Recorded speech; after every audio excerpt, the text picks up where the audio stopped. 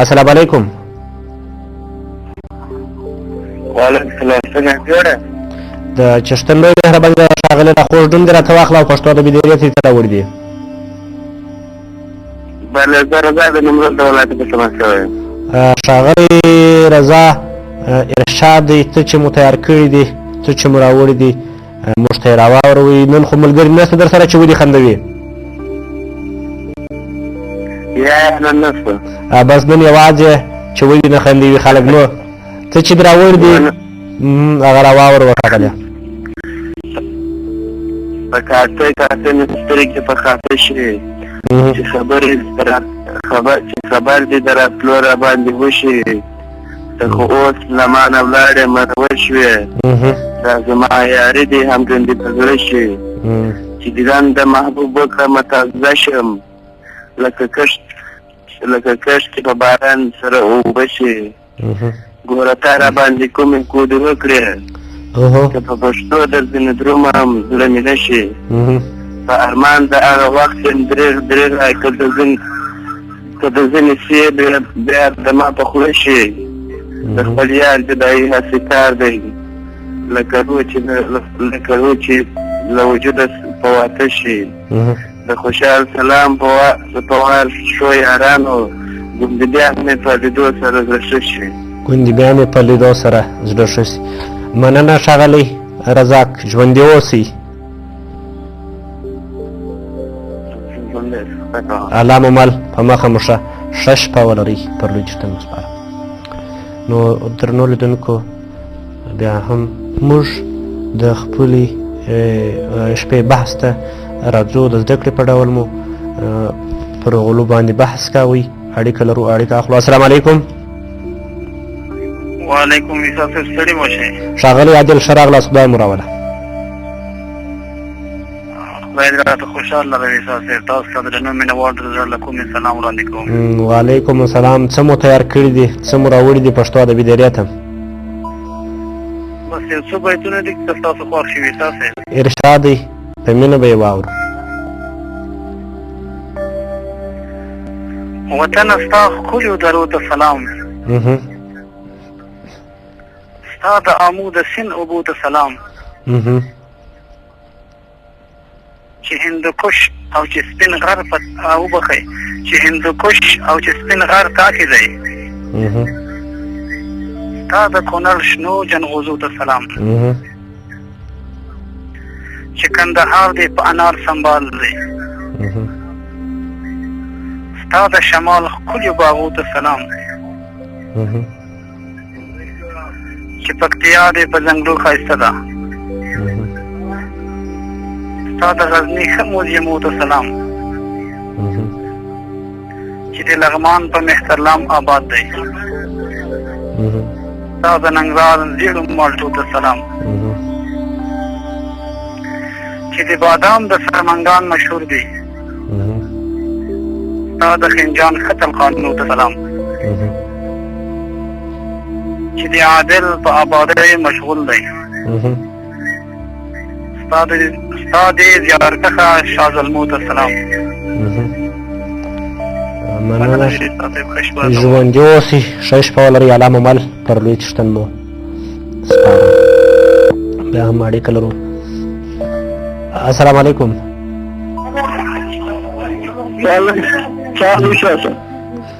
چشتن لوی مهرباني له بده مرغه چې دوی اړیکه بیا هم پرېښوله. خو مخکې هم که چیرې تاسو په داسې مجلس کې ناست یاست لږ د دې مجلس څخه لرې کېږئ. ستاسو په کوم کوټه کې چې تاسو ناست یاست هلته مجلس وي یا ملګرو ته داسې یو د څه خبره کوئ چې هغوی د خپل غږ لږ ټیټ کړي ځکه تاسو اړیکې یاست او ستاسو په اړیکو کې ستونزه را پیدا کوي. السلام علیکم. غږ دې اورم ښاغلی. ته زما غږ اورې؟ بله اورم. سلام علیکم. د چشتن لوی مهرباني ښاغلی مینهوال بیا هم ښه راغلاست. اړیکه مو پرېښوله. ارشاد یې له تاسو څخه څه اورو؟ والله د اړیکې ستونزې وې د اړیکې پرېښوله نو یو شعر نیمګړی تاسو هغه وکړئ. اوه بس ارشاد یې ستاسو هغه شعر اورو. ورشه یار ورشه یار ته وایه ستا لیلا لیونۍ شوې ده ورشه یار ته وایه ستا لیلا لیونۍ شوې ده څوک یې نه دي ګرانه په رښتیا لیونۍ شوې ده مخکې خو لا شوه د خیالو توپیر یې کړلی شوی مخکې خو لا شوه د خیالو توپیر یې کړلی شوی اوس خو سراسر د ښکارا لیونۍ شوې ده ای د ښکلو سترګو چشتنه آلې وګوره ای د ښکلو سترګو چشتنه آلې وګوره له شوره غورځېدلې ده غمګینې کرښې باسي ستا په سودا لیونۍ شوې ده سرې شوې هغه سترګې چې تا به پکې جهان کاپو سرې شوې هغه سترګې چې تا به پکې جهان کاپو ګرانه ستا له بېغورۍ هغه لیلا لیونۍ شوې ده ګرانه ستا له بېغورۍ هغه لیلا لیونۍ شوې ده همدغو نه مننه ژوندي اوسئ ښه شپه ولرئ الله مو مل پر لوی چشتن سپارم ښاغلي مینوال ژوندي اوسئ سرلوړي اوسئ نو درنو لیدونکو بیا هم هغه ورونو ته چې کوم دې اړیکه نیسي نو لږ که چیرې په مجلس کې یعنې د کوټې په بانډار کې کوټه کې له تاسو سره نور ملګري ناست په مجلس کې هغوی لږ کرروي چې ستاسو دغه اړیکه بیرته پر نیمه باندې سره پرېږدي غږ وي نه تاسو په اړیکه څخه خوند اخیستی سي او نه موږ ته ستاسو اواز سم رسي بې ځایه غږ مو هم السلام علیکم وعلیکم السلام صالح ورور جوړ یې شکر دی ښاغلی دا خوږ نوم دې راته واخله له بده مرغه چې د دوی اړیکه بیا هم پرې شوله نو درنو لیدونکو بیا هم راځو خپلو بحث ته نو په پورته کیسه کې چې د شي دپاره ویل شوی وه درنو لیدونکو په لومړي دور کې شفق او په دویم دور کې افق د کافیې کلمې دي فی درنو لیدونکو روي پی درنو لیدونکو روي ده او کاپې وصل دی له بده مرغه چې د دې اړیکه بیا هم پرې شوله فی په لومړي فی د همغږې برخې درنو لیدونکو فوق دی فی او کاف لوی کاف دا چې په لومړي دور کې فی روي ده او کاپې وصل دی په دوهم دور کې هم فی روي او لوی کاف وصل دی خو په لومړي دور کې درنو لیدونکو اړیکه لرو السلام علیکم وعلیکم السلام صاحب د ښې جوړ یم ښاغلی ښه راغلی خدای دې راوله دا خوږ نوم دې راته واخله او پښتو ادبي دایرې ته دې ښاغلی څه راوړي دي زه عجیز وطندوز د پکتیکا ولایت کې شخاباد ولسوالي بورلک اوسېدونکی یم نو اوس فعلا اوس کوم ځای کې ژوند کوئ اړیکه خو مو له بهر څخه ده ښاغلی هلته مې د دوبۍ نیولې ده ښاغلی عزیز وطن دوست څه لرئ پښتو ادبي دایرې ته چې درنو لیدونکو ته یې وړاندې کړي زه یو شی لرم ارشاد وطن دوست صاحب لیونی شوم نن یار لیدلی نه ده لیونی شوم نن یار لیدلی نه ده ما د ګل غوندې رخسار لیدلی نه ده هر پیوند د خپل پیوند سره مزه کړه هر پیوند د خپل پیوند سره مزه کړه په نارنج کې مې انار لیدلی نه ده په نارنج کې مې انار لیدلی نه ده هر سړی د خپل مطلب پیر یار ده هر سړی د خپل مطلب پور یار ده ما د خدای د پاره یار لیدلی نه ده ما د خدای د پاره یار لیدلی نه دی زه عجیب به په پرله کې بهار غواړم زه عجیز به په پرله کې بهار غواړم په دوبۍ کې مې بهار لیدلی نه ده مننه ښاغلی وطن دوست دغه یو بیت چې ما د خدای دپاره یار لیدلی نه دی دا بیت کې بېرته راته تکرار کړی ما د خدای دپاره یار لیدلی نه ده نه ټول بیت راته تکرار کړه سره نه نه نه دغه بیت ټول مکمل لا یوازې دغه نیم بیتیان نه ټول بیت راته تکرار کړه سره نه خو په نارنج کې مې انار لیدلی نه دا بل لا وروسته بیت لیونی شوم نن مې یار لیدلی نه ده ما د ګل غوندې رخسار لیدلی نه ده هر پیوند د خپل پیوند سره مزه کړې په نارنج کې مې انار لیدلی نه دی د دې څخه وروسته مې انار لیدلی نه ده دا بل بیت هر سړی د خپل مطلب پورې یار دی هر سړی تر خپل مطلبه پورې یار دی ما د خدای دپاره یار لیدلی نه دی تاسو خپله شاعر تاسو خپله شاعر یې ښاغلی وطن دوست ته خپله شاعر یې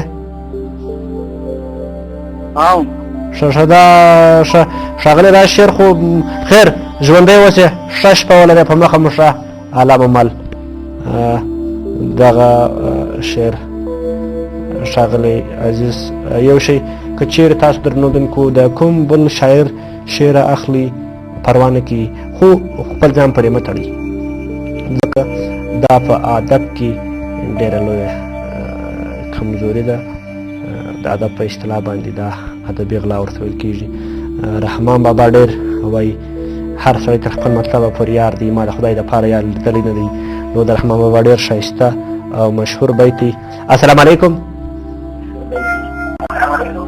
وعلیکم السلام صالح بخیر د چشتن لوی مهرباني ده ښاغلی دا خوږ نوم دې راته واخله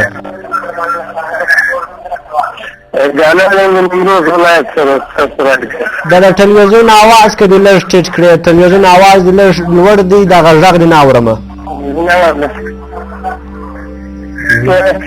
زه خپل سلامونه وړاندې کوم خپل ګران د اکا زامنو سره چې محمد جمعه خان نومیږي د کابل کې دی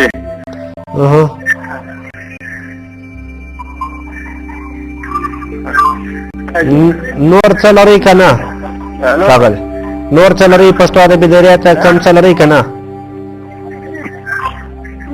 بس انشاءالله د خیر سره بل شپه کې ماتګي ورته انشاءالله بس که خدای که ژوندي اوسئ سرلوړي اوسئ ښه شپه ولرئ علامه مل مننه بیا هم له تاسو څخه هر سړی تر خپل مطلبه پورې یار دی ما د خدای دپاره یار لیدلی نه دی السلام علیکم شکر دی ښاغلی دا څه چې دا وړي دي پښتو ادبي دایرې ته ښاغلی جیلان درنو اورېدونکو ته د پښتو ادبي دایرې مینوال ته یې وړاندې کړي